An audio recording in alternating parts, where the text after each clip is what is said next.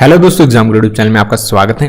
इस वीडियो में हम जानेंगे आर्टिकल ऑफ द प्रेसिडेंट, जो भारत का राष्ट्रपति होता है उसके लिए कौन कौन से अनुच्छेद संविधान में बताए गए हैं।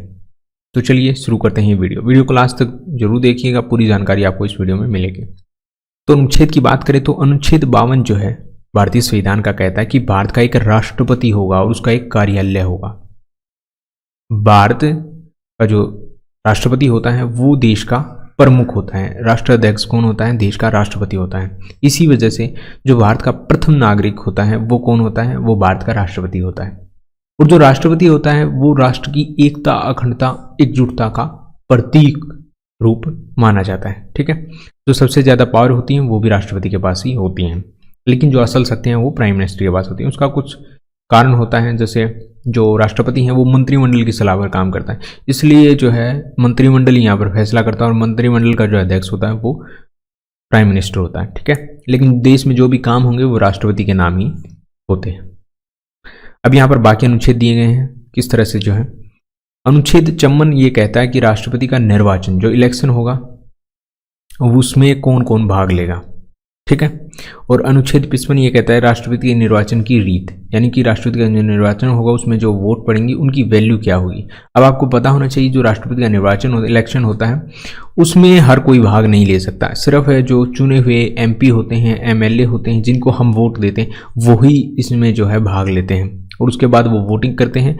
और जो वोटिंग की उनकी वैल्यू होती है, जैसे एमएलए जो वोट करेगा उसकी क्या वैल्यू होगी, एमपी जो वोट करेगा उसकी क्या वैल्यू होगी, ये अलग अलग होती है। ये बताया गया है अनुच्छेद 55 में। जो अनुच्छेद 56 होता है इसके अंदर राष्ट्रपति की पदावधि बताई गई है, यानी कि एक राष्ट्रपति होगा कितने साल के लिए अपने पद पर रह सकता है, तो 5 साल के लिए एक राष्ट्रपति जो है पद पर रह सकता है। अनुच्छेद 57 के अंदर बताया गया है पुनर्निर्वाचन के लिए पात्रता। अगर कोई राष्ट्रपति एक बार बन जाता है तो क्या वो बाद में राष्ट्रपति बन सकता है? बिल्कुल बन सकता है। हमारे देश में ऐसा कुछ नहीं है, कितनी भी टर्म के लिए कोई भी राष्ट्रपति बन सकता है। ठीक है, उसको सिर्फ मेजोरिटी चाहिए जीतने के लिए। अनुच्छेद 58 में लिखा गया है कि राष्ट्रपति निर्वाचित होने के लिए जो योग्यताएं होंगी, क्या क्या योग्यताएं होनी चाहिए। देश का नागरिक होना चाहिए, ठीक है, और जो है 35 साल से ज़्यादा उसकी उम्र होनी चाहिए। लोकसभा का जो एक मेंबर होता है, एमपी होता है, उसके लिए जो योग्यताएं जरूरी हैं वही एक देश के राष्ट्रपति के लिए भी योग्यताएं होनी चाहिए। अनुच्छेद 59 के अंदर बताया गया राष्ट्रपति पद के लिए शर्तें, कि उसको जो है कौन कौन सा पद वो ग्रहण कर सकता है। जैसे वो किसी भी लाभ के पद पर नहीं हो सकता, कोई मंत्री नहीं हो सकता, कोई एमपी एमएलए नहीं हो सकता। ठीक है, ये सब शर्तें जो हैं अनुच्छेद 59 में बताई गई हैं। अनुच्छेद 60 में बताया गया राष्ट्रपति द्वारा शपथ। राष्ट्रपति को शपथ कौन दिलाता है? इसके राष्ट्रपति को शपथ जो है जो सुप्रीम कोर्ट का जज होता है वो दिलाता है। ठीक है, अनुच्छेद 61 के अंदर बताया गया राष्ट्रपति पर महाभियोग चलाने की प्रक्रिया। महाभियोग का मतलब होता है जब राष्ट्रपति को उसके पद से हटाया जाता है, और ये काम कौन करता है? ये देश की संसद करती है। जो देश की संसद होती है उसमें 2 सदन होते हैं, लोकसभा राज्यसभा।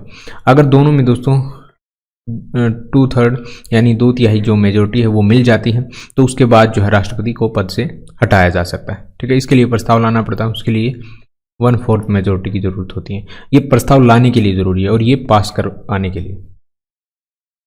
अनुच्छेद 62 के अंदर बताया गया राष्ट्रपति के पद में रिक्ति को भरने के लिए निर्वाचन। अब जब अगर राष्ट्रपति का पद खाली हो जाता है, किसी भी कारण से हो सकता है, इस्तीफा दे सकता है राष्ट्रपति, उसके ऊपर महाभियोग की प्रक्रिया चल सकती है, तो ऐसे में जो वैकेंसी खाली हो गई है तो उसका निर्वाचन करने का क्या समय होगा, या जो भरने के बाद जो निर्वाचित व्यक्ति होगा उसकी पदावधि कितनी होगी। ठीक है, ये सब चीज़ें अनुच्छेद 62 में बताई गई हैं। तो ये सब थे दोस्तों राष्ट्रपति के अनुच्छेद, जिसमें राष्ट्रपति के अलग अलग काम, उसका निर्वाचन, ये सारी बातें बताई गई हैं। अगर आपको हमारा वीडियो पसंद आए इसे लाइक शेयर सब्सक्राइब जरूर करें। Thanks for watching.